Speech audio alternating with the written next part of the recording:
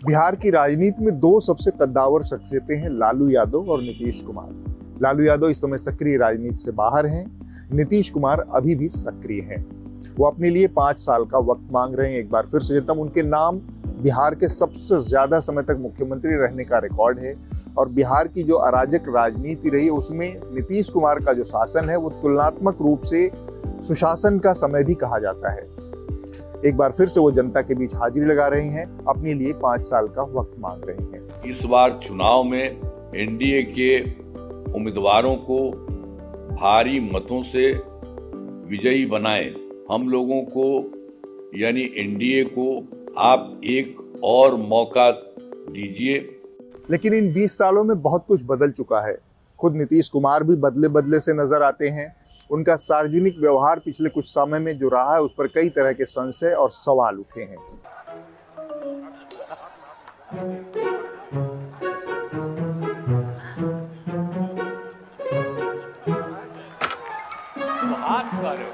गजब आदमी है भाई।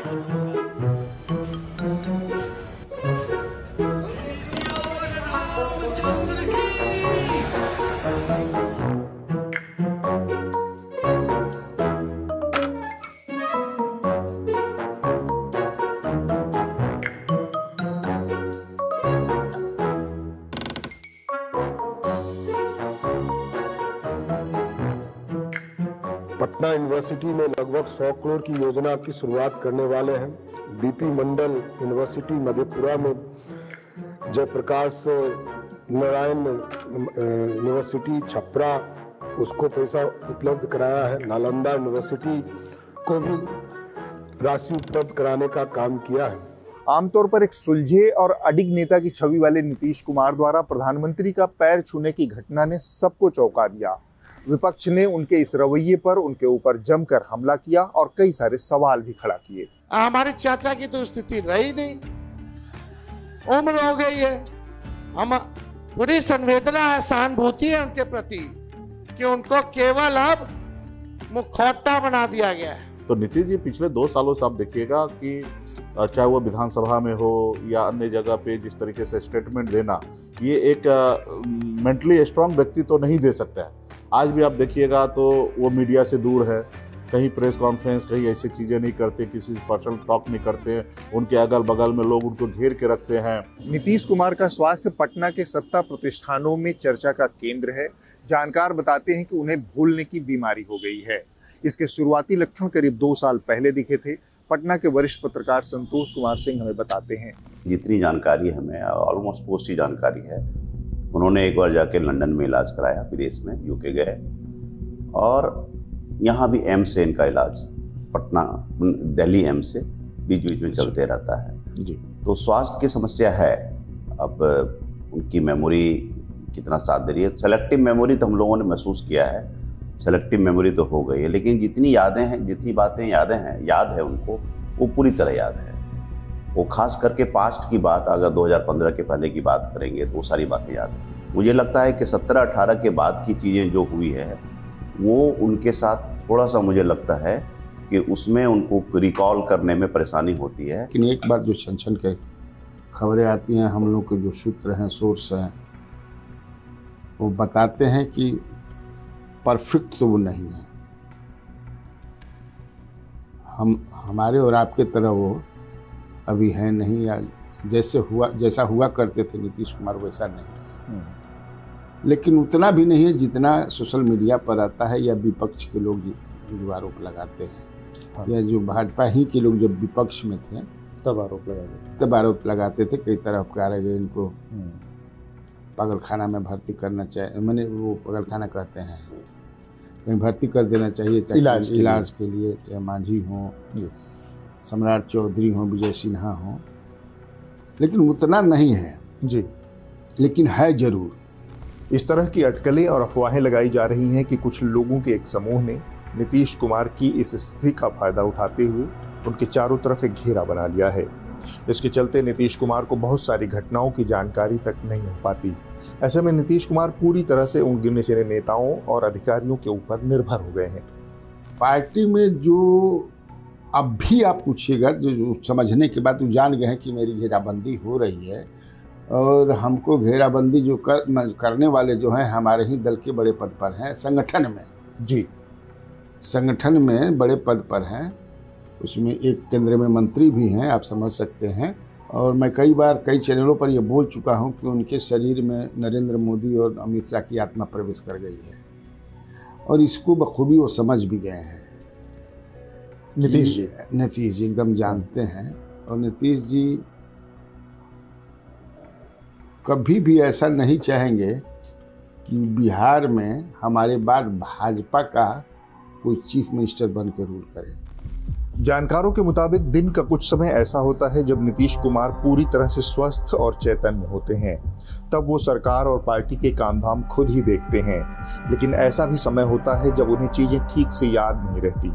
जेडीयू के अंदरूनी सूत्रों के मुताबिक नीतीश कुमार के भरोसेमंद अधिकारियों की एक टीम है, जिसमें उनके प्रिंसिपल सेक्रेटरी दीपक कुमार हैं। दीपक कुमार 2021 में नीतीश कुमार के चीफ सेक्रेटरी के पद से रिटायर हुए थे। तब से वो नीतीश कुमार की नाक और कान बने हुए हैं। आईएएस अधिकारी अनुपम कुमार बतौर सचिव सूचना और जनसंपर्क विभाग नीतीश कुमार की नीतियों का प्रमुख चेहरा है। इसी तरह कुमार रवि हैं। रवि पटना के पूर्व डीएम रह चुके हैं। फिलहाल ये मुख्यमंत्री के सचिव के रूप में तैनात हैं। मुख्यमंत्री के कार्यक्रमों को तय करने, उन्हें भावी कार्यक्रमों से अवगत करवाने की जिम्मेदारी उन्हीं की है। इन तीनों अधिकारियों की उपस्थिति लगातार मुख्यमंत्री आवास में बनी रहती है। दूसरी तरफ पार्टी के वो चेहरे हैं जो नीतीश कुमार के साथ करीबी रखते हैं। इनमें जेडीयू के कार्यकारी राष्ट्रीय अध्यक्ष और राज्यसभा सांसद संजय कुमार झा का नाम सबसे पहले आता है। झा भाजपा से जेडीयू में आए हैं। ये खबरें उड़ी थी कि पहली बार भाजपा और जेडीयू के बराबर 101 सीटों पर लड़ने की सहमति में झा भी शामिल थे, और इसकी वजह से नीतीश कुमार नाराज हुए थे। पार्टी का एक और चेहरा है केंद्रीय मंत्री राजीव रंजन सिंह उर्फ लल्लन सिंह। लल्लन सिंह जेपी आंदोलन के दौर से नीतीश कुमार के सहयोगी रहे हैं। एक और बड़ा चेहरा है विजय कुमार चौधरी, जो कि बिहार सरकार में मंत्री हैं। लेकिन जब बात आती है नीतीश कुमार का विकल्प बनने की, जेडीयू को अपने कंधों पर आगे ले जाने की, नीतीश कुमार की विरासत संभालने की, तब ये तीनों ही नेता रेस से बाहर नजर आते हैं। इसकी वजह है इन तीनों का अगड़ी जातियों से आना। नीतीश कुमार ने पिछड़ा, अति पिछड़ा, दलित और महिलाओं का जो गठबंधन तैयार किया है, ये तीनों नेता उसमें फिट नहीं बैठते। हालांकि पार्टी का एक तबका ऐसा भी है जो ये मानने को तैयार नहीं है कि नीतीश कुमार के ऊपर किसी का असर है या वो किसी के प्रभाव में अपने फैसले लेते हैं। इनमें जेडीयू के प्रवक्ता नीरज कुमार को सुनिए आप। किसी को ये भ्रम नहीं होना चाहिए कि नीतीश कुमार जी हमारे कंट्रोल में, हमारे एडवाइस पर चलते हैं या हम उनके राजदार हैं। नीतीश कुमार जी को कोई कंट्रोल नहीं कर सकता है। नीतीश कुमार जी जब फाइल करते हैं ना, आप पता लगा लीजिएगा अपने सोर्स से, कोई ब्यूरोक्रेसी का आदमी भी नहीं रहता है वहाँ। फाइल जो किया सो उसको साइड किया, जो नहीं किया उधर गिराया। ये नीतीश कुमार जी का वर्किंग स्टाइल है। इसलिए ये कहना कि नीतीश कुमार जी किसी के नियंत्रण में है, हम उनके बहुत खास हैं, कहने के लिए आप अपनी बात कह सकते हैं, बाहर में पब्लिक परसेप्शन आप बना सकते हैं, लेकिन अंदर खाने की खबर यह सही नहीं रहती। मुझे नहीं लगता है कि नीतीश कुमार की लेगेसी को अभी 2-3 लोग जो देख रहे हैं, अब नाम ही लेके बोलता हूँ, संजय कुमार झा हैं और बीजेपी से आए हुए हैं। लल्लन सिंह हैं, वो अब 70+ वाले ब्रैकेट में चल रहे हैं। वो एक तरह से ऑलमोस्ट वो भी अब सेकंड जनरेशन के हिसाब से वो फर्स्ट जनरेशन वाले हैं। विजय कुमार चौधरी हैं, वो भी कांग्रेस से आए हुए हैं। तो जो एक सोशलिस्ट से एक पूरे ट्रेनिंग के साथ आया हुआ कोई व्यक्ति उनके आसपास में। जेडीयू के भविष्य और नीतीश कुमार की तबीयत को लेकर निचले स्तर पर कार्यकर्ताओं में चिंता और विरोध के स्वर भी देखने को मिले हैं। कुछ कार्यकर्ताओं ने चुनाव से करीब 2 महीने पहले जेडीयू बचाओ मोर्चा भी गठित किया था। नीतीश कुमार को किसी ने कब्जा नहीं किया है। पार्टी में कुछ लोग ऐसे हैं जो 50 वोट भी अपने माध्यम से पार्टी को नहीं दिलवा सकते हैं। वैसे कुछ लोगों के द्वारा उनको आज ऊंचे स्थान पर माननीय मुख्यमंत्री महोदय के द्वारा ही बैठाया गया है, परंतु आज उनके द्वारा ही पार्टी को जैसे कमजोर किया जा रहा है। नीतीश कुमार के स्वास्थ्य और विरासत की बहस में उनके बेटे निशांत कुमार भी एक विकल्प बनकर यदाकदा सामने आते हैं, लेकिन अभी तक उन्होंने सक्रिय राजनीति में किसी तरह की दिलचस्पी नहीं दिखाई है। यह भी कहा जाता है कि जो कोटरी नीतीश कुमार को घेरे हुए है, वह नहीं चाहती कि निशांत पार्टी का अगला चेहरा बने। एक कैंप जो उनके परिवार के अंदर का कैंप है, बहुत दिन से प्रयास कर रही है कि उनके बेटे निशांत कुमार पॉलिटिक्स में आए। वो लगभग तैयार भी हैं, लेकिन जो एक 5-7 लोगों की जो है जो लोग ग्रुप है, वो ग्रुप हमको लगता है, हमारी जो जानकारी है उसको रजिस्टर कर दिया। पटना के सीनियर जर्नलिस्ट कन्हैया बेलारी एक और विकल्प की ओर इशारा करते हैं। उनकी लेगेसी को आगे ले जाएगा कोई, और वो अपना उत्तराधिकारी बनाने का सोचेंगे भी, तो वहाँ मनीष वर्मा है, उन्हीं के जात के, उन्हीं को सोचेंगे, जो राष्ट्रीय महासचिव हैं। अच्छा, आप जानते होंगे, IAS अफसर थे, उड़ीसा कैडर के थे जी। अभी सबसे ज्यादा चलती किसी की है तो उन्हीं की है।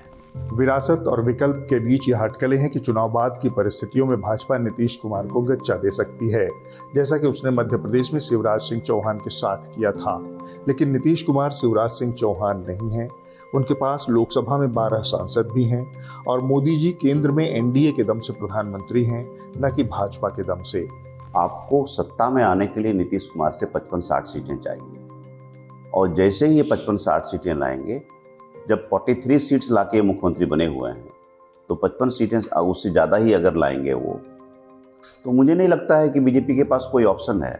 और यहाँ ये महाराष्ट्र का टेम्पलेट नहीं चलता है। यहाँ क्या है कि नीतीश कुमार और जैसे तेजस्वी के नंबर 122 के क्रॉस कर जाएंगे, तो वो ऑप्शन इनके पास हमेशा ओपन है। बीजेपी इस बात से भली भांति परिचित है। नीतीश कुमार एक चमत्कारिक नेता रहे हैं।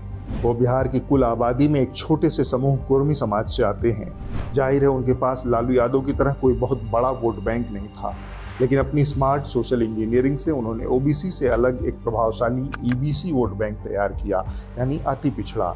इसी तरह उन्होंने दलित तबके में भी अपने लिए एक समर्पित वोट बैंक बनाया, महादलित के रूप में। और इनके साथ उन्होंने महिला वेलफेयर की तमाम योजनाओं को जोड़कर बिहार की राजनीति में अपने लिए एक ताकतवर और बड़ा वोट बैंक खड़ा किया है। 2010 के बाद से हर चुनाव में JDU का वोट प्रतिशत 22% से 16% के बीच रहा है। यह आंकड़ा भाजपा को कोई भी मिसएडवेंचर करने से रोकने का काम करता है, और यही आंकड़ा बिहार की गठबंधन राजनीति में चुनाव जिताऊ यानी विनिंग कॉम्बिनेशन भी बनाता है। इसके साथ ही नीतीश कुमार की राजनीतिक कुशलता इस बात में भी थी कि उनका ये सारा वोट बैंक उनके एक इशारे पर लगभग 100% ट्रांसफरेबल था, यानी कि वो NDA के साथ होते थे तो ये वोट बैंक उधर ट्रांसफर होता था, और महागठबंधन के साथ होते थे तो महागठबंधन की तरफ ट्रांसफर होता था।